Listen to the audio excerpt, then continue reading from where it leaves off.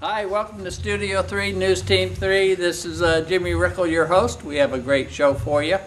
One of our first shows with the new Access activity.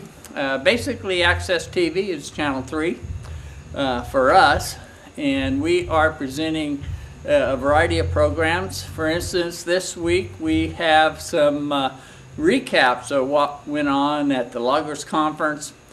Got about 15 minutes of video and some activity there. We also went down to the Santa Rosa Junior College and ended up talking to a couple Hopland band of Pomo Indian individuals, Sandy Segola and Michelle Hammock. These are two of 74 people who were, the phrase I think is disenrolled from the tribe of about 1800. These two young ladies will be talking about what the process was, how it all came about. Apparently, we've been aware there's at least 11 tribes in Mendocino County, and every one of them have some sort of issues going on. Most of them are peaceful. This one has the casino in Hopland called the Shokawa, and they have some other activities. They have a housing development. They basically have some sort of economic plan to deal with tribal members. But it came out in the journal the other day. Let me see here. We've got Tuesday, March 15th, Hopland Tribe in turmoil. 74 tribal members disenrolled after a 127 to 71 vote at a Saturday meeting. So these young ladies will be talking about what the process involved, some of the nastiness that went on. Apparently grudges carry on for generations. And when you get a new board or when you get a new council, there's a lot of things that can be done, but generally we had a discussion with them. So we're going to be bringing that to you. It's about 30 some odd minutes. Something we're going to be bringing you in the future, we have the candidates for judge coming up this June. Basically, Cindy Mayfield is up for re-election. Nobody's challenging her, and Mormon the same. Not Henry Nelson, but Judge Nelson is retiring. So we have two candidates that are vying for that particular position. One is from Ukiah, and one is from Fort Bragg. The one from Ukiah used to be, for a short time, the district attorney. He's been a defense attorney, and like most of these attorneys, they play both sides of the roles in the judicial system. Keith Potter is the one from Ukiah, and I don't have the other name from Fort Bragg, but we're going to be asking both of them if they'd like to come on and do some interview. One of the other issues we're going to be talking about in our next program is dodging public records release. One of the things that we've always confronted, basically anybody who expends public money has a couple requirements. Basically, the organization needs to be transparent, one. Two, there's a couple legal acts that they need to adhere to. One is called the Records Act, Freedom of Information. I'm sure that you've had that. The state lawmakers have created some loopholes for themselves, but generally if you're conducting business with the public's money, all that information, all those documents are available to anybody in the public upon request. Now, some of them have fees where you pay for copying. They may have a 10-day release, but ultimately all this information is provided to the public. The other one is the Brown Act, and the Brown Act basically talks about no private meetings. You have to notice meetings in 72 hours. You have to basically provide notice that you're going to have a meeting. Closed sessions are basically closed session, just like the word. They'll talk about what the closed session issue may be, and they'll come out on what their decision was. They don't have to divulge the other information, but generally minutes, agendas, those things should be available to the public. The whole idea is to help whatever organization, whether it be a water company, whether it be a fire district, sanitation district, whatever it may be, that dispensing public monies. Even our Access TV process is very similar. So we're going to be getting into that, informing you all what it takes. Like for instance, on the Brown Act, every 2 years is a requirement for elected officials to participate in a class. This is usually put on by county council or some other individual within the county that is familiar with the law and what is involved. So those are the couple things we're going to be doing. Basically, again, we're going to be talking about the Hopland Band of Pomo Indians with the interview of Miss Sandy Segola and Michelle Hammock. We're going to try and do a follow-up interview with the new chair of the Hopland Band of Pomo Indians, Isa Miller. So anyway, that's where we're at. We got some new hours here at Studio 3 News Team 3. Basically, Monday, Wednesday, Friday, and Sunday will be our broadcast periods. Monday, for instance, I believe it's 2 in the afternoon. Wednesdays we're at 6 in the evening. And I believe our Friday and our Sunday is 2 in the afternoon. Now we're going to repeat these shows because we find often once you see something, you're going to share with your friends what was on. They want to take the opportunity to witness what we're trying to do. Now if you have any questions about any of this content that we're doing or some of these people we're going to be interviewing, there's two ways that, or a couple ways that you could get those questions to me.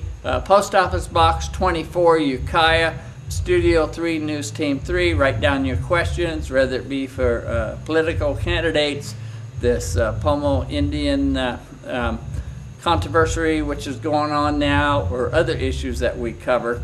Or you can email me at studio3presents.yahoo.com, or we have a message number, 707-485-7915. So there's about 3 alternative ways that you can try and contact us.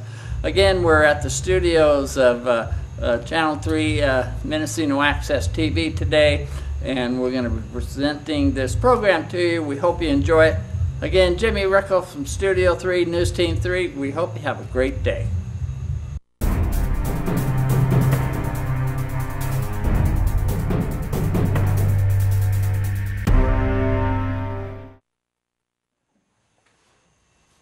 Hi, Jimmy Rickle from Studio 3 News Team 3. We're down here in Santa Rosa, California, talking to a couple members of the Hopland Band of Pomo Indians. Is that correct? That's correct. Mm-hmm. And the names are Sandra Segola. Sandra Segola. And Michelle Hammock. And Michelle Hammock. And we're going to talk about, recently there was an article in the Journal and in the Record Bee in Lake County about the disenrollment of, I believe, 74 or more individuals from the tribe. And the paper wasn't really specific as to what the issues were, so we've asked these two ladies to spend some time with us to explore it. So can you give me a little history of the tribe and your positions in it? So the history is originally in 1907, the tribe was brought together and reorganized. The Reorganization Act occurred in 1934. I'm just going to give you a quick rundown of some important dates. And then the Rancheria Act was in 1958 and came forward and agreed upon by a constitution then. In 1981, they had a ratified constitution. And then recently in 2009 of August, it was amended, the Constitution was amended by the people. All of these dates and years I talk about was voted by the people at the time of each of those times of the tribal members. My grandmother and her mother's siblings are Aboriginals, family members from Hopland Rancheria. And the issue today that was brought forward was the current council, very young group, don't really know a lot about their heritage, I feel, took it upon themselves to make statements that we were not racially Hopland Indians. And I had a hard time understanding that, because knowing my grandmother and her mother, etc., her great grandma, are all from Hopland and lived there at the Senell reservation area, which was called the Apple Tree in 1900. All the censuses that were taken place from 1856 to throughout years forward, the family names are on the censuses from Senell or Hopland Reservation. So why did it happen today? I think it's been a long process. There's an individual at the tribe, the chairwoman, her mother, had always a disliking of me. Well, I used to be the tribal chairperson. I've been on the council since 1992 or 93 and held position for about 13 years. And the last 7 of those years, I was the chairperson of our tribe and adhered to all the constitutional duties and responsibilities of that constitution and addressed those. In doing so, I had to make some firm decisions about the way we followed our tribal law. And unfortunately, the current chairwoman, her mother, was always in opposition to me, and the council, because the chairperson never makes the final decision, the council addresses it, the chair leads it out. And so decisions were made in the past that issues needed to be addressed, that they got addressed. It became very angry and holding on to anger over the years. And since then, just following the Constitution and what it says is kind of, in some ways, I think has caused a lot of anger and holding on to issues that the tribal members that were involved. There have been many in my history as a chair that their lives were touched because of certain things that they didn't follow.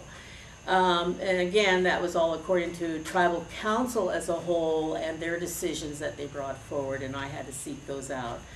So then I went away for about 10 years, stayed away from the tribe in 2004, and I was gone for 10 years, and I just came back a couple years ago. And when I came back probably 3 years now, I came back to the tribe.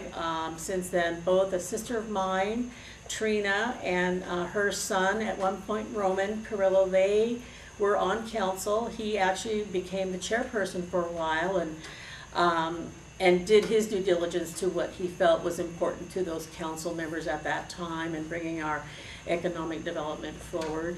In my time as serving as officer of the tribe, I brought the tribe to where it had nothing to where it is. I was part of the building of the tribe and its nation as far as the economic development. I was part of the writing up of the Economic Development Corporation documents and having that submitted to federal government for approval of the corporation.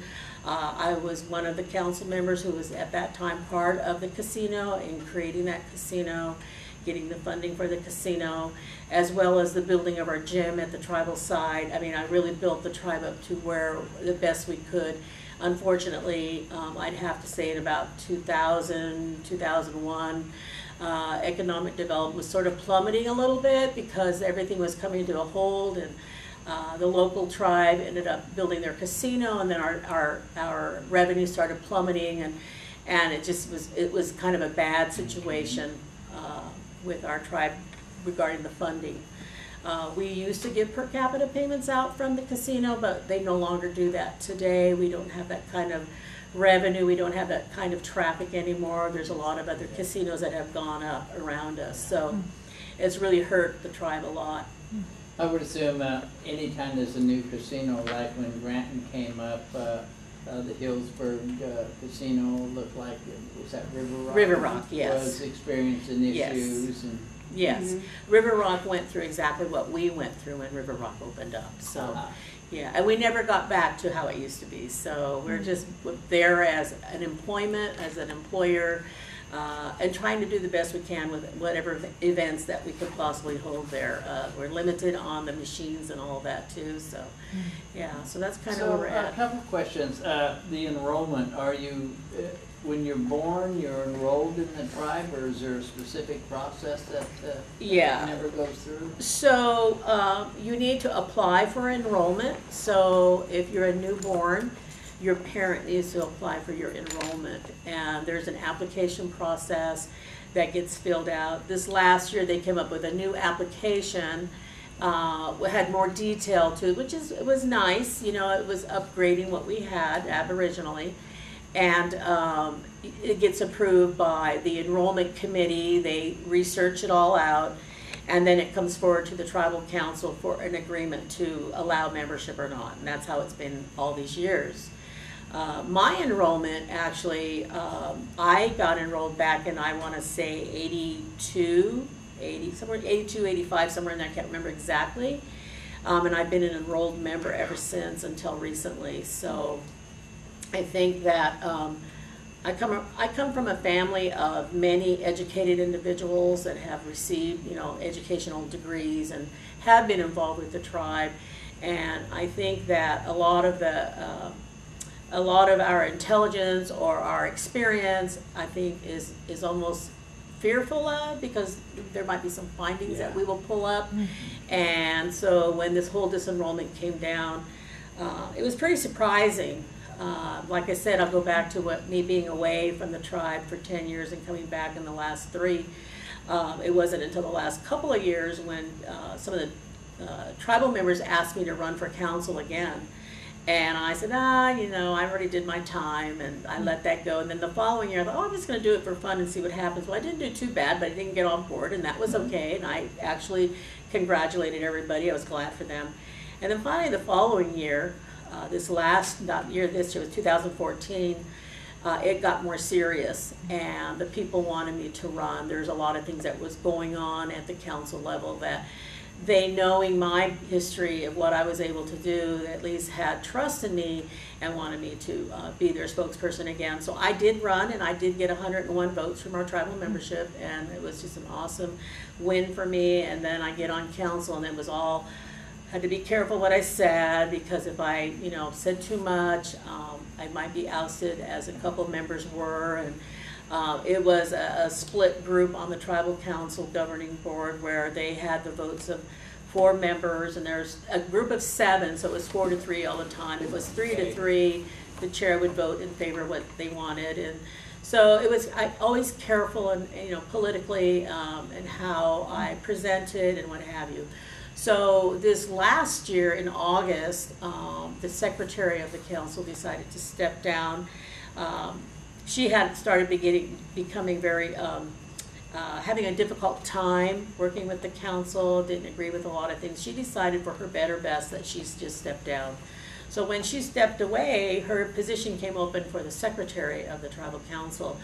And another individual was asked to be the secretary, but she turned it down, and there was really nobody else to accept. So I said, well, yeah, I guess I'll do it.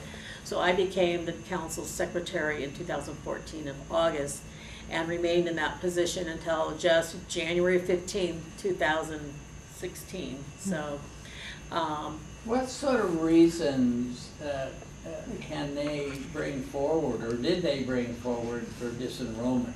Yes, so January 15th meeting, on Tuesday that week, which would have been the second, let's see, 12, 13, 14, would have been the 13th of January, the tribal chairwoman sent out an email to the council, to the 6 of us, that she was calling for a special meeting on Friday, January 15th at 10 o'clock a.m. I didn't think anything about it at the time, as far as the time frame. We normally meet at 6 o'clock in the evening, because many of the council members have other jobs. Excuse me. So it wasn't until Wednesday morning I happened to look down at my cell phone and I saw a flashing message. So I go to look at it, and there was a message that was placed on the Facebook about disenrollment was going to be happening.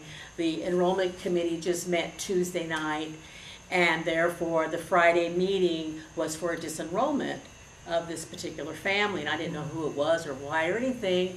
And so I sent a message to the tribal chairwoman, and I asked her, is there a reason why we have to meet at 10 o'clock on Friday, and normally we meet at 6 p.m.? And her response to me was that she just tries to do the best she can with people's work schedules or with people's schedules, and that the agenda would follow.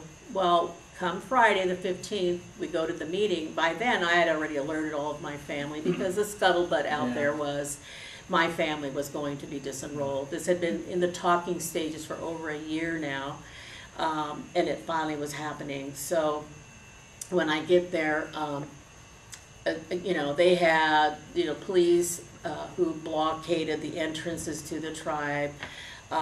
People were being asked to leave the reservation because it was private property.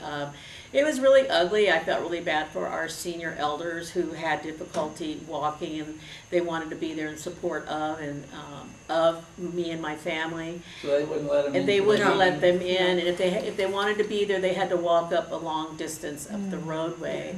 Bad weather and road conditions going uphill. Yeah, so it was an ugly situation. But then the meeting was to start at 10, so I was there about 9:30, got myself situated, family, everybody was there, and I go into the meeting at 10 o'clock, and there was no agenda, which we should have received an agenda.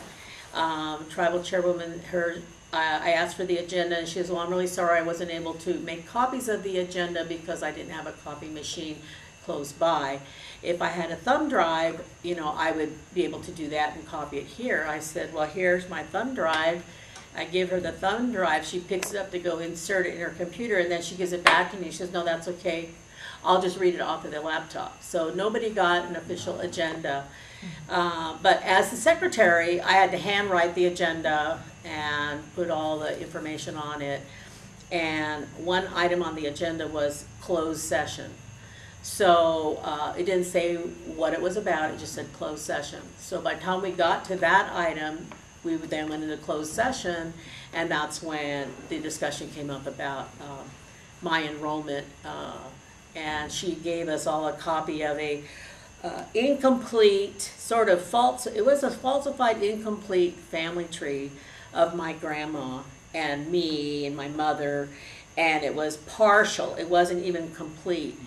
And so, knowing this was coming up on the agenda that day, I had already brought documents with me, just in case. So I had censuses dated back to 1900. I had about 8 sets of different census dates that proved that my grandma and her mother and her father were on there.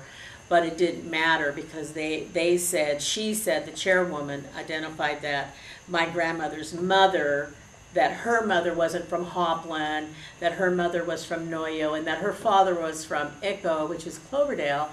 And regardless of what I brought, showed them, my grandma was born in 1909 on the reservation. She lived there most of her life till she was probably in 1949, 1950, they moved away from the reservation. But she was born there, she was raised there by both, well, her mother passed away when she was born 30 days. And so her mother's mother, her grandma, took care of her until her grandma was about 78 years old, and she passed away. My grandma was only about 8 years old. And so my grandmother's uncle, C.I. Billy, they were all called the Wilbells, and C.I. Billy decided to change the name to Billy. So he took care of her for many years.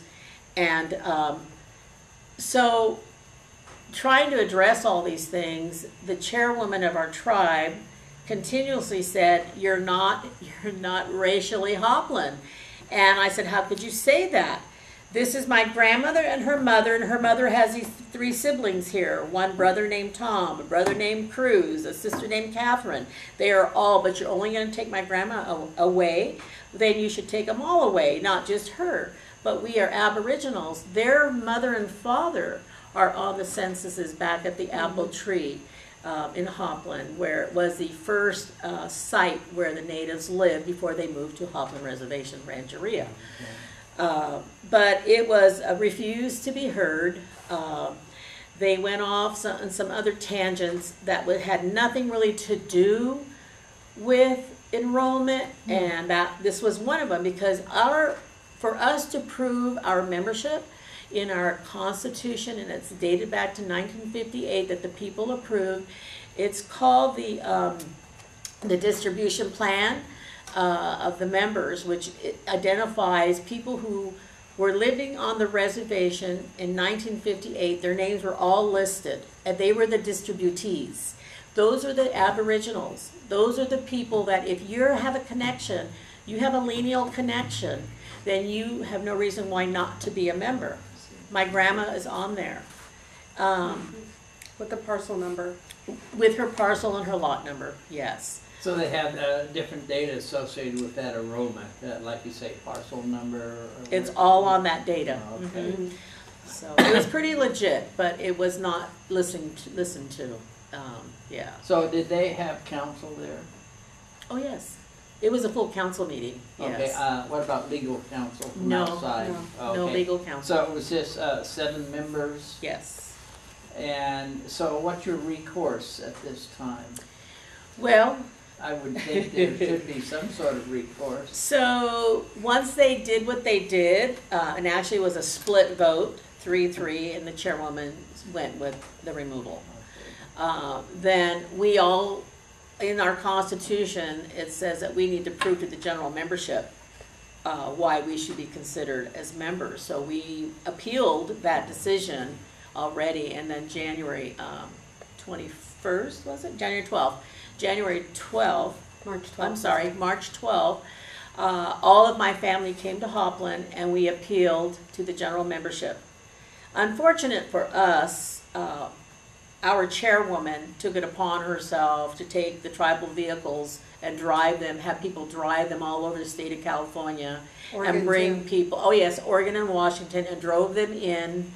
We have not had a quorum of members, which we needed at least 105. We haven't had that since 2007. So the first meeting 2 weeks prior, we had a quorum. People thought that it was going to happen then. Then this time we had 147 then, I believe, and this time we had 81.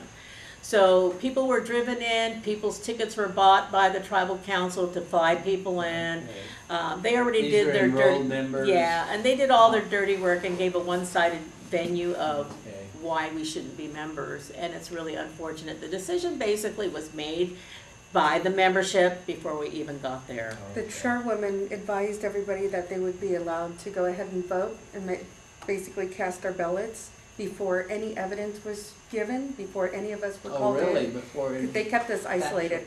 Officially, we don't know what the evidence is against us because they will not release it to us. Uh-huh. So we kind of had to go in there blindly. They told us in our appeals letter that whatever evidence we submit with our appeals will be shared with the general counsel. So we submitted all of our paperworks, dating back from all of our censuses, dating our connections to the tribe, historically and currently, and they did not share any of that information with the general counsel. And we've had eyewitnesses even tell us, why didn't you guys bring more information for us all to see? We did. And we're just now learning, way after the appeals, that they nobody, didn't get it. no, nobody was allowed to view it. So now that they've gone through that process and they vote, is there any appeal to that? To the So, BIA? so in the Constitution, it says that the members' vote is a final, so that's the final. So we all, my family, obviously, we disagree, and our voters who voted that day totally disagreed with the way it was processed. We have not been given clear due process from the get-go. From the January 15th meeting, from that meeting forward, we were not given due process. At the very first meeting, the council does not have and hold the right to disenroll members. That goes to the membership. They can only put us as subject to disenrollment. Yes, Oh, I see. and what they So did their was, particular vote sort of colored goodbye. Exactly. They removed us immediately. We were not allowed to vote, which this was a whole political issue because that we met on Friday. Saturday was the candidates' day. My nephew was running for a council position and they didn't want him to run, so this was the quickest way they could do it, by disenrolling us. Okay. With 181 members that attended, there was 199 votes in favor of our disenrollments. How's that possible? Well, that's Yeah. what we say, Yeah. you know. So there's been lots of misguided stuff Well, that's been it going on. seems like that, for what I did read in the article, it seemed like there was a lot of holes and not Yeah. really clear. So, you have some disparities. You have that they didn't present your document. Right. They sort of infringed on the vote by not providing that, and now we've got more votes than members. Yeah. So, from this level forward, what's your appeal process? Or So, is there one? so I mean, you know, we can file a suit in the tribe, in the tribal court Okay. at the tribe. And I already know doing that is not gonna go anywhere because Okay. obviously I know the judge would probably rule in our favor because according to the distribution plan, that is the only thing that they should be looking at, but they're looking at something way back in historical, which doesn't make sense. So just in that alone and proving more, I could see the judge ruling in our favor. But what the negative or the downside to that is, Hopland holds the final say. So the judge makes a decision, it goes back to the council, this is And my either decision, accept it and or they can not. turn it over. So it's why have a court? Yeah. Why have a tribal court? It doesn't make any sense. But that's okay, I know that's where it's gonna go. And then there's another level that we can go towards. So I don't know if that's the BIA, an appeal process. Yeah, I would think that there'd be some sort of avenue that you could pursue it other than being blocked. Yeah. Now that this disenrollment has occurred, how does it affect you? You can't vote in their meeting structure, you're not on the council? No. What other issues? They immediately removed me from council on January 15th. It totally removes us out of everything. I mean, you know, I have a sister, she's an elder, and she lives in the low-income housing there on the reservation. She's gonna have to move. She doesn't have a very good job. She's, you know, her income is very limited. She'll have to go find some place to live, and nowadays in Sonoma County especially, the rent is just skyrocket. You can't afford to live by yourself. So we have that issue with the housing, no assistance for housing. Medical, if you don't have any of your own coverage, you're not gonna get any help with that. Any kind of senior help, there's not gonna be anything with that. And no, you get no rights to anything in the tribe. You're basically, you know, tribeless.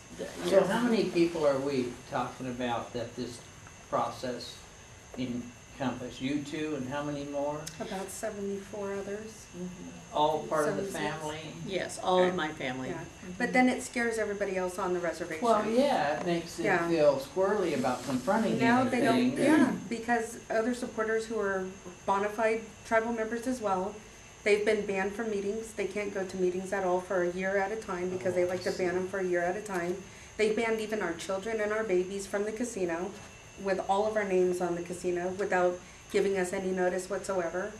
They're banning us from properties. Pretty soon we're probably going to get something in the mail that says we're not even allowed to step foot on the reservation even though we've got friends and family that actually live there. There's entirely, Well, you know, people are afraid to talk now. You know, people are either so gung-ho that they don't care or kind of withdrawn that they don't want to be put up on the next roll because they've actually got an alleged list of 100 more and they won't reveal who that next 100 are. So they can get away with this particular procedure. See, that's my concern, is that with what options you do have available, they're sort of getting away with hedging the process. Yeah. Yes. What the laws say and the guidelines and so forth. And I've always felt that there should be some sort of way to make folks adhere to those issues. I deal with the Brown Act and freedom of information all the time with organizations out in the community, and I get resistance in the beginning. Yeah. But eventually they fall in line because they realize that's the law. That they need to do It would take the members or the federal government to come down on them and say, and you either have to enforce your constitution as it said, or the members just say, since we obviously have the right to declare what we want for our tribe, Right. we want you out of here, at least off council or anything else like that. So it really would be up to those kind of powers that be, Yeah. the people or the federal government. Well, I even called the Bureau of Indian Affairs when this happened, and I know people from the Bureau of Indian Affairs. I used to work on their policy committee years ago when I was the chair, and I held the position out there for a good 4 years as the chair of the policy committee. And so I know a lot of the BIA people that are still there. And one in particular at the Pacific region, I called and spoke with her knowingly that she would just steer me in the opposite direction, because the Bureau does not get involved with intertribal issues, because that's left upon the tribe to make their decisions. The Bureau is only there to help assist when it comes to financial issues and that kind of thing. So I guess there was a federal ruling in regards to that a few years ago, and that's kind of where they're adhering to, that they don't intervene. They don't, you know, if it was something like this, that's on the tribe. It's their decision to accept or not accept members. Where I'm going through is that I wanted to be directed in where should I go. There's got to be somewhere besides going to Congress, because Congress has the final say. And if I have to go there, I will go there in time. I've been at Congress. I've given testimony when I was the chair of our tribe in regards to casinos in California. Had to run and work the floor with many tribal leaders. So I'm not afraid of that, but that's where I can take it. I've got that experience, and I can do that. Have you talked to your local congressman? I haven't talked to Mike Thompson, and I think I need to talk to him as well. And there's another gentleman. Yeah. Yeah, so I need to do that. I haven't done any of that yet. Yeah, well, from a community member, I would encourage you to do that. But I also know it's a lot of stress. It's a lot of time management issues, your own family life, let alone your work life, and then now you have to divert attention.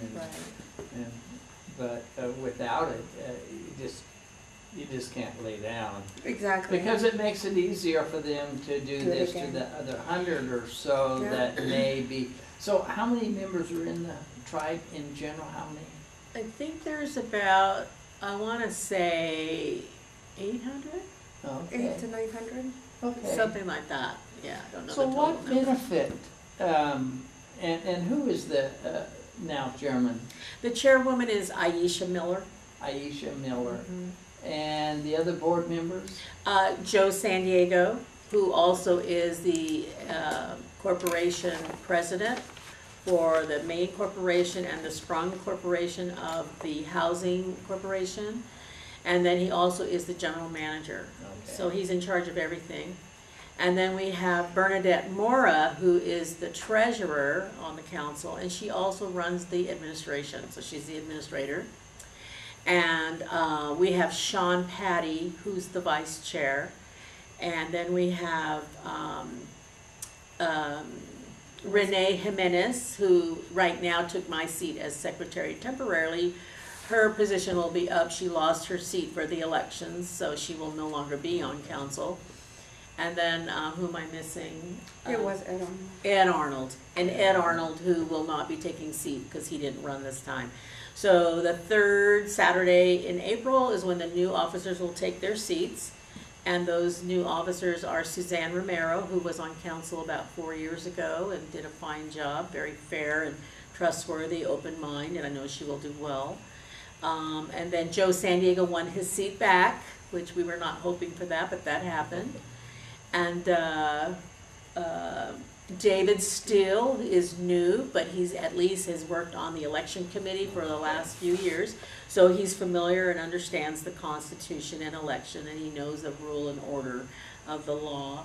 And then we have a new individual named Sonny Elliott, who seems fair, and I think these are young people and they have a lot to learn, and I hope they don't get guided down the wrong path and be open-minded and learn what the tribal government is all about, and hopefully they'll get some training. When you say young people, what ages are we referring to? Probably about 20s? mid-20s. Oh, okay, yeah. Yeah. Mhm. Well, at least they're getting in the tribal Yes. government. Yes. Which is, Yep. which is good. Yeah. If I was to try and interview somebody there at council, or who would you recommend I talk to, who may talk to me, and maybe somebody may not? Is there any one that I may try and Well, I do know that the day of the appeals, the Ukiah Journal was there, and both Joe San Diego and Aisha Miller both turned them away. They just like turned away and walked away. They didn't want anything to do with this. I don't think they'll be open to be interviewed, and honestly, I don't think anyone would probably want to do that. They'd have to get approval by the chairwoman, and if she doesn't Yeah, approve she it, doesn't approve and it. you do it, then you're out. Mhm. She'll remove you. So I should maybe go at the chairwoman. Yeah, Yeah, you could try her. yeah. And her name is Aisha, Aisha.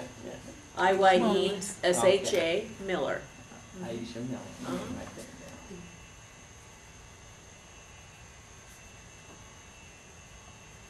I have been around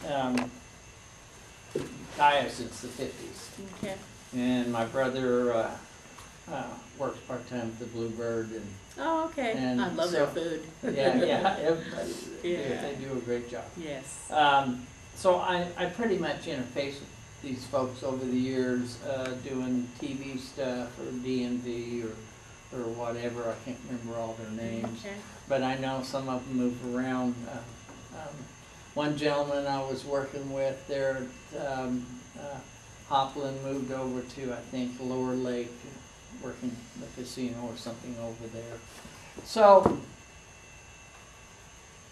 we're talking, how's the other family members reacting to this? I mean, are they frazzled? Are they like your housing issues, education? Is Well, that's the anybody other in thing. sources? There's no education money, and regardless if the tribe has assistance or not, you have to have a document that shows that you're a member, so you can apply for scholarships throughout the nation to receive scholarships. And you're not going to be able to do that without a membership letter. So all you got is Pell and the general scholarship things, Yeah. other Yeah. than Yeah. the ones focused specifically for. Right. Yeah, Native and if there's American. any children of ours that go through any kind of foster systems or anything else like that, ICWA is no longer applicable to our Right. cases, so our Okay. children can actually get adopted out to non-native families now. Yeah. Whereas before, we actually had the power of the tribe to step in and Step at least in. keep that relationship going between child and parent, or even child and tribe if the parent couldn't. That's gone. So, since this has just recently happened within a couple of weeks now, or less, has anybody had any significant health issues because of the stress and Yes. worry about, where do I Yes. go, what am I gonna do? Yes. A physical ailment, actually. Yeah, my sister who lives on the reservation has been very, very ill of this. The stress has brought her onto the very illness in her body where she couldn't even walk. She had to lay down, and it was too much. It's overwhelming. She's a very strong person, so I was even a little taken by that, but she went and had a diagnosis done, and that's actually what happened to her. Yeah, body just kind of couldn't do it anymore. So she's taking a back seat right now. Well, I would think people find ways to survive the moment, Yes. to rekindle energy and Yes. get refocused. And normally it takes a couple people to lead the way to share that energy, or else others don't know how to do it. A lot of people don't know how. They'll complain and Right. share their unpleasantness, but they don't know how to go through the steps to actually get centered and make it happen. So you folks are part of the core group that's going to confront this, Yeah. primarily you two, and So we you have any have, support in your family? yes. We're the wreck-it ralphs We of the have, family. it was really awesome to see, because all of our family, we never get together in a group like we had, and to watch, it was just obvious. There's like 5 very strong leaders in my family. Michelle is one of them. Then we have Matt Rodriguez, my nephew. He lives in Irvine. We have Ciara Hale, Davis. Davis.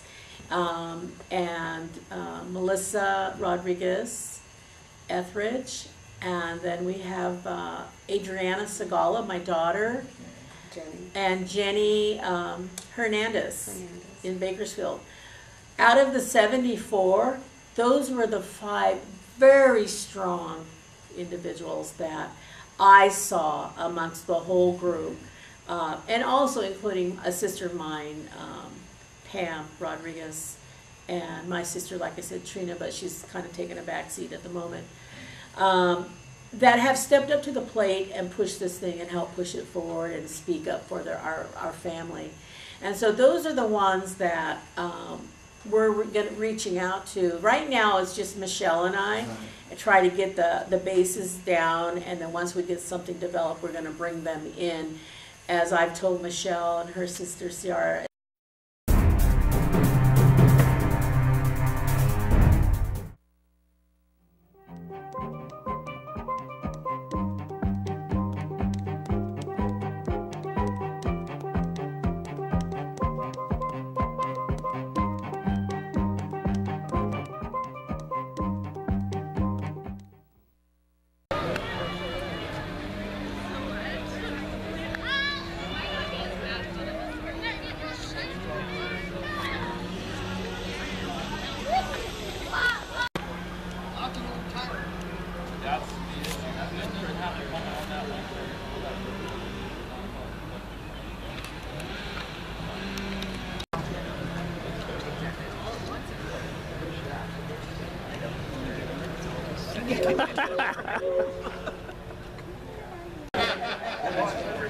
Wow, Jimmy, look at that. Next on the seniority list. Make that sound, call it another album. We should be very, very proud of California. We've done a good job protecting our forests, and our raptors are doing great. They're thriving alongside of us. The great more now. And you know what? It's important to have healthy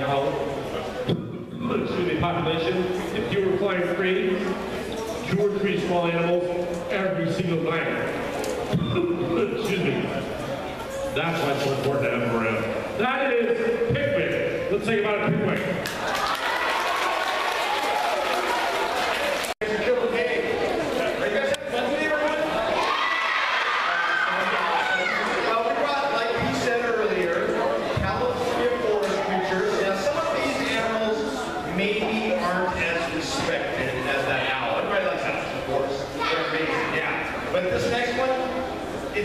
Possible that some of you really might not like it. Has done such a good job that it lives in our backyards too. Yeah, your backyard, probably every single night, gets a visit from one of these guys. Yeah.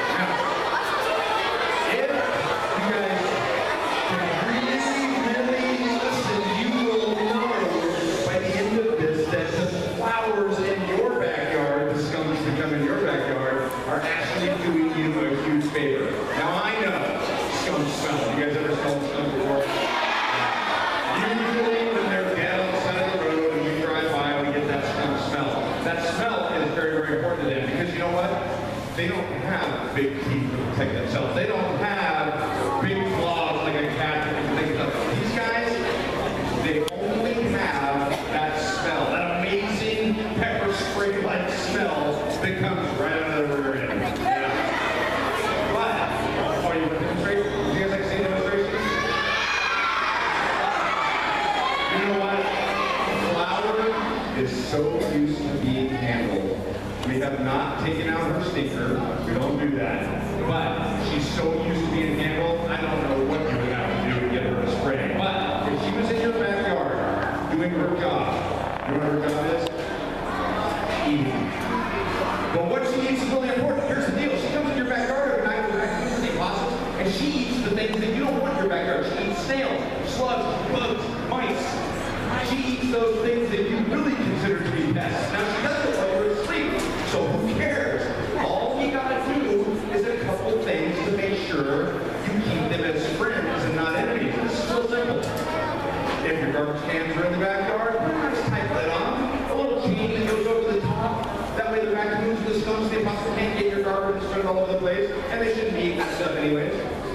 have your pet food at night. Your pet should not need to eat in the middle of the night. That's just silly. Pick it up. They can eat during the day. As a matter of fact, bring your pets in at night. That way you have no problems, because it's the dogs that have a problem with these guys. You know what your dog says when you see the skunk in your backyard? Your dog says, "Kitty," and goes after it. And then what does the skunk do? No, not yet. First the skunk runs, like any animal would. They look at that little dog and they're like, "Ah!" And they run. And then the dog goes, "Kitty," and goes after it. And then what does the skunk do? Not yet, not yet. First it gets black, and it turns around, and it stands up on its hands. These guys can actually walk on their hands for miles. They're so good at it. They stand up on their hands, they raise that big old giant billboard sign, that white stripe with the black, that light contrast, really super visible, and they say, "Hello, I'm a skunk, duh." And the dog says, "Kitty," and keeps coming at him, right? Then what do they do? Yeah. One more thing, and you know what? Here's the deal. Spraying is all right under. I told you, spraying is the last possible resort. That's their last and best defense. So they hold on, and the next thing they do is they turn their sprayer right at the dog, and they go like this. They start pumping backwards. They've got this amazing little dance they do. They all do it with their babies. They come dancing back at the dog, and if the dog still comes at them, and the dog still looks at them and says, "Kitty," then they find the spray. They got two kinds of spray. One, they can spray so accurate that it sits a screen right between that dog's eyes and nail them right out the door. Or, if it's still a little skunk, maybe you walk in the backyard and accidentally put it around the corner, they get scared, you get scared, and they'll poof on the phone. And everybody gets it. But if you leave it alone, pick up your pet food, yeah, your hand is close to the shoe. Come on up here. I want to introduce you to another amazing bird from right there in our forest. Now, this is probably one of the more common birds that you guys see. You probably see one on your way to school in the morning, usually on the same exact telephone pole, on the same branch as you do every morning at the same time. All right, this glove right here is going to protect your hand. Put your hand all in there. This is going to protect your hand because this raptor is a lot stronger than that owl. This raptor has talons that are so powerful that when you're wearing this glove, they can go right through your hand. Okay? All right, I asked for a brave volunteer. You're the first one to shoot your hand up, so you're brave, right? You got this? All right. I want you to hold your hand up like this. Now, this animal stands about 3 feet tall and has talons bigger than my hand. Okay? And it's going to come from right back there. I'm just kidding. This is an amazing creature. Just hold the hand right here. Over the side. Like you're holding an ice cream cone. And Gabe is going to bring out a beautiful red-tailed hawk. Isn't she gorgeous? Now, you guys have seen these animals around. You've seen red-tailed hawks, a beautiful red tail in the sunlight. Looks like their tail is on fire. Well, you're going to help us hold this. This bird. I want you to, well, I'll tell you what. We're going to have a little guessing game here. I want you to look at this bird and think in your head about how much you think it weighs. Okay? We'll start off with a pound or two. Who thinks it weighs as much as a few oranges? All right, how about 3 to 5 pounds, like a small bag of oranges? Who thinks it weighs 5 to 10 pounds, like your cat? And finally, who thinks it weighs more than 10 pounds, like my cat? You know what? It weighs a pound and a half. About as much as 3 oranges. Now think about it. This makes sense. If you had to fly to survive, would you want to be really heavy or really light? Right. So everything about this bird is made to fly. Grab the bones in your arm. Feel them. They're solid. They're like rocks, right? It takes a lot to break our bones. Nasty fall on a bicycle or a ski trip or something. Yeah. It's so sad when an owl or a hawk gets hit by a car or hits a vineyard line or something and breaks a bone because it is so hard for us to fix them. We gotta take thousands of little pieces and somehow put them back together. So it doesn't always happen. That's what happened to the lady here. She was injured in the wild, breaking a wing, and the bones couldn't be put back together enough for her to fly anymore. But that's okay. That doesn't mean she needs to die. This means we need to take care of her. Now, not only do they have hollow bones, everybody show me where your lungs are. Anybody here have lungs down their legs? She does. Anybody here have lungs out their arms? She does. Be careful answering this next question. Anybody here have air sacs in their head?